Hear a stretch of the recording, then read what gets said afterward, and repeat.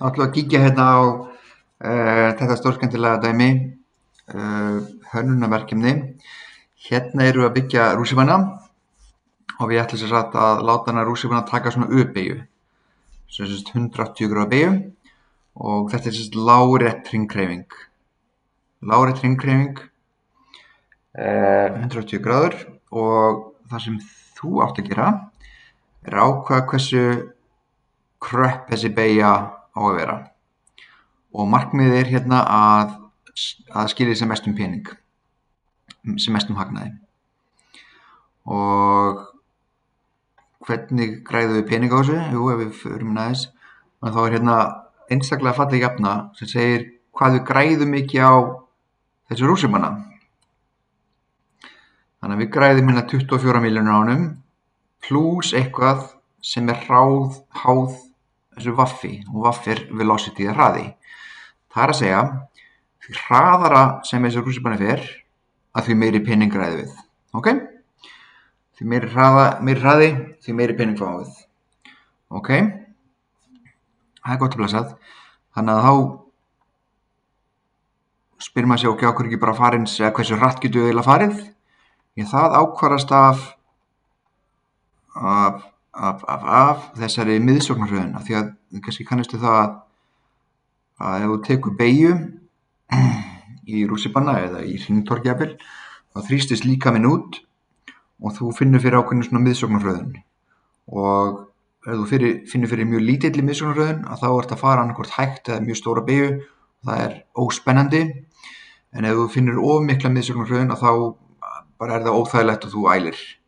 Og það er hérna einhver fræðimaður hérna búinn að komast að því að það er best að miðsóknarhröðunin í þessari beygju sé 2,5 G, og 1 G samsvarar 9,8 metrum sekúndu öðru. Þannig að þú getur reiknað út hvað 2,5 er í metrum á sekúndu öðru. Ok? Þannig að þá eru komið miðsóknarhröðuna, hún er alltaf 2,5, og hérna er líka tilgreind hversu stór þessi beygja má vera, eða hver radíus hennar sé. Hún má vera á bilinu 4 metrar upp í 21 metr. Og sem sagt, ef að miðsóknarhröðun á að vera 2,5, að þá komumst við miklu hraðar ef við erum með stóra beygju. Þegar þú ert með stóra beygju þá getur þú farið miklu hraðar. Þetta er með mjög krappa beygju upp á 4 metra, að þá getur ekki farið hratt, af því að miðsóknarhröðunin má bara vera 2,5 G. Ok? Þannig að þá finnst manni augljóst að svarið ætti að vera 21 metr, þá færum við mesta hraða. En það sem gerist náttúrulega þá er að þú ert með mjög stóra beygju, að þá ert með dýrari rússíbana, af því að beygjan er miklu lengri. Og þá komum við að kostnaðinum, og kostnaðurinn er sem sagt háður lengdinni, og þetta er bara lengd beygjunar. Þetta er ekki radíus. Þetta er ekki radíusin, þetta er lengd beygjunar. Þannig að þegar þið eru búin að ætla að reikna lengd beygjunar, þá þurfa að hafa í huga að þessi beygja er eins og hálfur hringur, og þið eigi að geta fundið jöfnu eða muna jöfnuna fyrir ummáli hrings, og þá þurfa að hafa í huga að þetta er hálfur hringur, og þá eru þið komið lengdina. Þannig að kostnaðurinn er sem sagt þessar 3,2 milljónir, og síðan eitthvað innan mínus og pluss eitthvað sem er háð lengdinni. Þannig að ef að radíusin er 21 metr, þá færðu rosa mikið hraða. Þetta er stór beygja, þá færðu rosa mikið hraða, en þú fær líka mjög mikla lengd og verður mjög dýran rússíbana.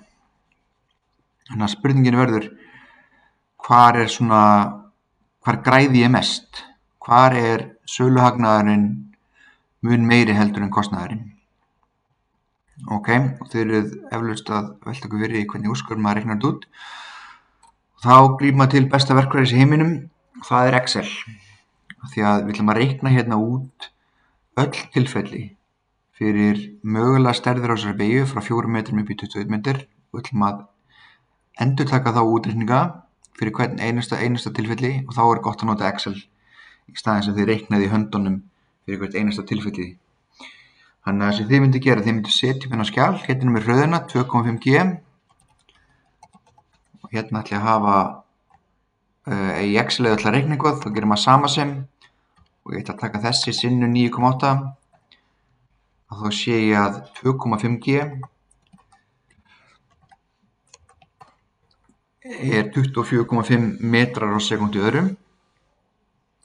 Hérna kemur radíusin og ég ætla bara að byrja að skrifa 4 hérna. Nú ef ég er með radíus upp í 4 þá get ég reikna út hver er hraðinn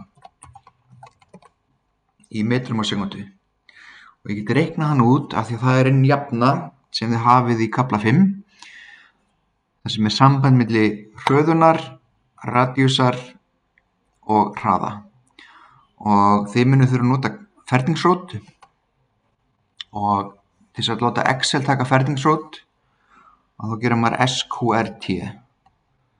Þannig að SQRT af 16 til dæmis er 4. Þetta er ferningsrótin af 16. Þannig að SQRT. Ok? Nú ef þið komið hraðan, þá getið þið reiknað út hagnaðinn. Hagnaður í krónum. Og þá myndi hérna koma saman sem og þá kemur þessi jafna fyrir þessum söluhagnaði. 24 milljónir pluss 16.000 sinnum þetta var fjöðru.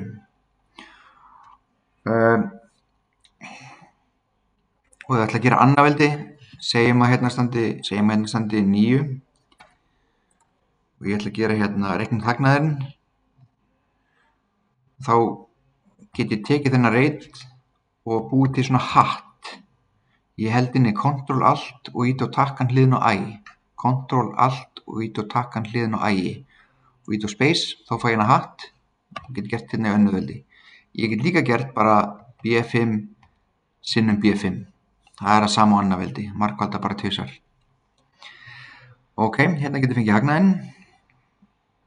Síðan get ég hérna farið að grúska hans í kostnaðinum og þá get ég hérna farið að reikna út lengdina. Lengdina á þessari beygju. Þá þarf ég að nota mér það að radíusin er 4 og þá þarf ég að fara að gera hérna eitthvað og reikna með pi og ef þið viljið skrifa pi í Excel þá ger ég PI og opna lokasvigi. Þetta er pi. Sjáu þið. Þannig að þið þurfa að gera hérna pi sinnum eitthvað og hafa hérna radíusinn inn í þessari jöfnu eitthvað neginn. Hún lítur ekki nákvæmlega svona út eða jú, hún lítur kannski svona út. Það getur verið, jú. Umál rings er 2πr þannig að hálfur ringur er πr, jú, það hún er svona, já. Ok, allavega ef þið eru komið lengdina, þá getum við reiknað út kostnaðinn og kostnaðurinn er sama sem eitthvað og þá þurfum við að taka þennan hérna reit og nota þennan hérna reit í reikna kostnaðinn og síðan getur reiknað út hérna gróði. Þetta kannski ekki heita hagnaður heldur sala í krónum. Já, sjálfsögðu að nota einingar hérna í svigum, þannig að maður viti hvað þetta er. Þetta er gróði í krónum. Ok, segjum að ég kom með ykkur hérna tölur.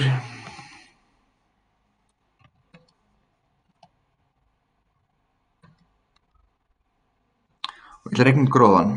Að þá er hann einfaldlega bara salan mínus kostnaður. Og þá er ég komið með gróðan hérna. Þannig að segjum svo að ég komi hérna gróðan upp á 30.000 ef að beygjan er 4 metrar. En þá þarf ég að endurtaka þetta hérna fyrir 5 metra, 6 metra, 7 metra og svo framvegis. Og til þess að gera það á mjög fljótan vegu, að þá get ég gert hérna 5, ítu enter. Og svona ef við ljóma upp báða reitina, eða highlighta þá, ég ljóma þau upp. Síðan fer ég hérna í neðst hægra megin, þá kemur svona svartur kross. Og ef ég íta músina, dreg niður, og þá get ég farið hérna alveg niður í 20 metr. Ok? Síðan get ég ljómað upp allar þessar tölur hérna og ég get farið hérna neðst hægra megin og ég get dregið niður þessu jöfnur allar hingað niður og hérna hjá mér þá kom bara sömu tölunar, en það er að því að ég var ekkert að reikna neitt, ég var ekkert að láta Excel reikna út neina tölu, ég var bara, þannig að þið myndi fá hérna mismunandi tölur, síðan farið bara hérna í gróðan og þið bara leitið, ok, ég græði 30 skall fyrir svona radíus, ég græði 50 skall fyrir svona radíus, hérna fæ ég 60 skall, ég er að fá meiri gróða og einhvers staðar er hámarksgildið. Segjum að hámarksgildið sé hérna, og þá farið þið bara hérna og segið, já, það er þegar radíusin er 10 metrar. Það er þá svarið mitt. Það sem mesti gróðin er, þá er augljóslega hagstæðasti staðurinn til þess að reikna út. Til gamans að þá er líka hægt að reikna þetta dæmi með því að nota diffrun sem þið lærið í stærðfræði 3DM. Þá þurfum maður ekki að nota Excel, heldur þá getur maður að nota diffrun. En það er annar áfangi og við þurfum ekki að spá í því núna. Gangi vel.